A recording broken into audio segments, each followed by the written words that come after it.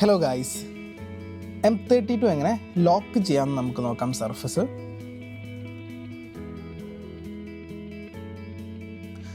നിങ്ങൾ home screen button hold ചെയ്യുകയാണെങ്കിൽ console lock ആവുന്നതായിരിക്കും.